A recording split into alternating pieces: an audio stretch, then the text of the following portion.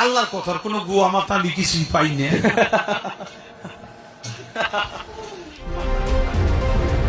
বাংলাদেশের ধর্মীয় অনুভূতি, সংস্কৃতি আর মত প্রকাশ এই তিনটি বিষয়ে বিতর্ক নতুন কিছু নয়। কিন্তু সম্প্রতি বাউল শিল্পীকে গ্রেপ্তার নিয়ে সৃষ্ট বিতর্কের সবচেয়ে ভয়াবহ বিষয় হল ঘটনার মূল প্রেক্ষাপটকে গায়েব করে দিয়েছে কিছু রাজনৈতিক দল ও গণমাধ্যম। কোন সন্তান যদি করে দোষ, পিতাই নাহি করে রোষ, ক্ষমা না করা কার দোষ তুমি কও না গো এবার। মানিকগঞ্জে এক অনুষ্ঠানে বাউল আবুল সরকারের বিরুদ্ধে অভিযোগ, তিনি কোরআনের আয়াত বিকৃত করে পাঠ করেছেন, আল্লাহ সম্পর্কে অবমাননাকর মন্তব্য করেছেন এবং অশ্লীল বাক্য ব্যবহার করে সামাজিক উত্তেজনা সৃষ্টি করেছেন।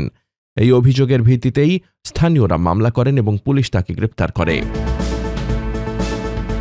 কিন্তু ওই বাউলের বিরুদ্ধে ইসলাম অবমাননার অভিযোগ ছুড়ে ফেলে বিশেষ রাজনৈতিক ও সাংস্কৃতিক গোষ্ঠী এ ঘটনাকে বাউল বিরোধিতা বা সহনশীলতার সংকট বলে বিতর্কের মোড় বদলাবার চেষ্টা চালায়। বাংলাদেশকে মৌলবাদী ধর্মান্ধ বলে প্রচার চালায় তারা। তাদের সমমনোভাবাপন্ন পত্রিকা প্রথম আলো লিখল, এটি নাকি গ্রামীণ অর্থনীতির দখলদারির লড়াই। এ কথাগুলো শুনলে মনে হবে ইসলাম ধর্ম অবমাননার অভিযোগ যেন তুচ্ছ, আল্লাহ সম্পর্কে গালি দেওয়া যেন সাংস্কৃতিক চর্চা, আইন প্রয়োগ যেন অসহিষ্ণুতা, যা প্রেক্ষাপট বদলে দেওয়ার রাজনীতি। একদিকে রয়েছে ইসলাম ধর্ম অবমাননার গুরুতর আইনি অভিযোগ, অন্যদিকে কিছু গণমাধ্যমের দেওয়া ভিন্ন বয়ান, যেখানে অপরাধকে আড়াল করা হয়েছে আর ধর্মীয় উদ্বেগকে সাংস্কৃতিক অসহিষ্ণুতা বলে উপস্থাপন করা হয়েছে। এটাই হলো প্রেক্ষাপট বদলে দেওয়ার রাজনীতি। কিন্তু বিতর্ক নতুন মোড় নেয় যখন বিশ্ববিদ্যালয় ও মেডিকেল কলেজের ৩৭১ জন শিক্ষক একটি বিবৃতি দেন। তারা পরিষ্কার ভাষায় বলেন, এটি কোনো বাউল বিরোধিতা নয়, বরং ইসলামের মোড়কে বাউল দর্শনের যৌন অনাচার ভিত্তিক প্রতারণা বন্ধের দাবি।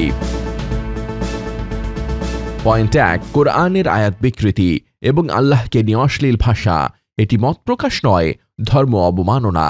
পয়েন্ট ২, দেহতত্ত্ব নির্ভর রতি সাধনাকে আধ্যাত্মিকতার নামে প্রচার করা প্রতারণা। পয়েন্ট ৩, এ ধরনের বক্তব্য ইচ্ছাকৃতভাবে উত্তেজনা সৃষ্টি করে, এটাই সংঘাতের মূল কারণ। তবে অধ্যাপক ও ডাক্তারদের বিবৃতি প্রথমবার ঘটনাটিকে তার মূল অবস্থানে ফেরায়। তারা সাফ জানিয়ে দেন, এটি সাংস্কৃতিক নিপীড়নের গল্প নয়, এটি ইসলাম ধর্ম অবমাননা, ইসলাম নিয়ে বিভ্রান্তি ছড়ানো এবং যৌনাচার ভিত্তিক প্রতারণার বিরুদ্ধে সামাজিক উদ্বেগ। মত প্রকাশের স্বাধীনতা অবশ্যই আছে, কিন্তু মত প্রকাশের স্বাধীনতার সীমা কত দূর? সেই স্বাধীনতা কখনোই ধর্মের প্রতি ঘৃণা ছড়ানো, পবিত্র প্রতীকের অবমাননা বা সামাজিক হিংসা উস্কে দেওয়ার অনুমতি দেয় না। সে অনুমতি আইনেও যেমন নেই, নৈতিকভাবেও নেই। গণমাধ্যমের দায়িত্ব কি? গণমাধ্যম শুধু ঘটনা জানায় না, তারা জনগণের কাছে প্রেক্ষাপটও তুলে ধরে।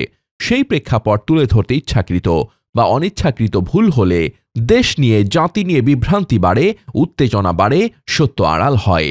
সাংবাদিকতা যখন ন্যারেটিভের শিকার হয়, তখন তার সত্য সন্ধানই থাকে না, বরং পক্ষ হয়ে যায়, যা সবচেয়ে বড় উদ্বেগের বিষয়। এই ঘটনার শিক্ষা পরিষ্কার, ধর্ম, সংস্কৃতি ও মত প্রকাশ তিনটি ক্ষেত্রই গুরুত্বপূর্ণ, কিন্তু সত্য আড়াল করে প্রেক্ষাপট বদলে দিয়ে কোনো কোনো পক্ষ বিভাজন, সন্দেহ, উত্তেজনা বাড়াবার চেষ্টা করছে। সাংবাদিক, শিল্পী, বুদ্ধিজীবী সবাই আইন ও নীতির আওতায় সমানভাবে দায়বদ্ধ।